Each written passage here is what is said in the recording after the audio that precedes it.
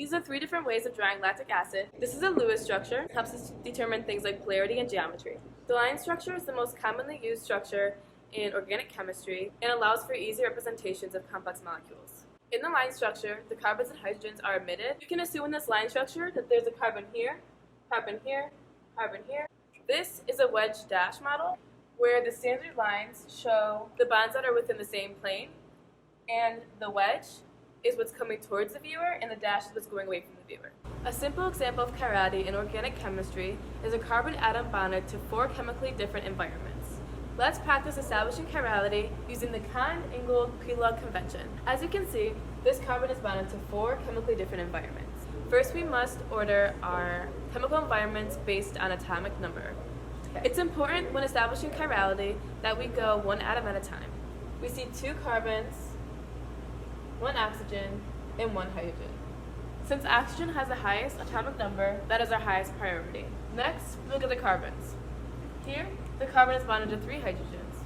Here, the carbon is bonded to 2 oxygens. Since oxygen has a higher atomic number than hydrogen, this would be our second priority. Our third, and our fourth. When establishing chirality, we must be sure that the lowest priority is facing the back of the molecule. Here we see it is.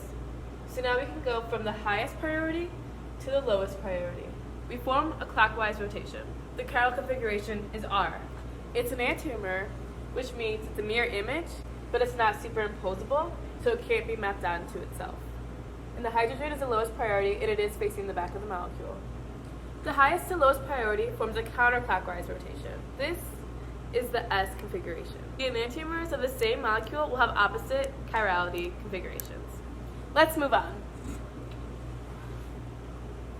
Thalidomide was a medication used to combat morning sickness in pregnant women. It was used in the late 1950s and early 1960s until they discovered it was teratogenic and caused development issues in developing embryos and fetuses. Now, let's find the chirality of the 2 versions of thalidomide. Here the hydrogen is facing back, so we start with nitrogen, go to oxygen, and back to the CH2, in a clockwise rotation, which is an R configuration. This is also the R configuration, but since the hydrogen is in the wrong spot, we have to flip it, making it the S rotation. While the R configuration was safe and effective, the S configuration of thalidomide caused developmental issues in embryos and fetuses and led to malformations of limbs. It was a racemic mixture, meaning it was 50% R and 50% S.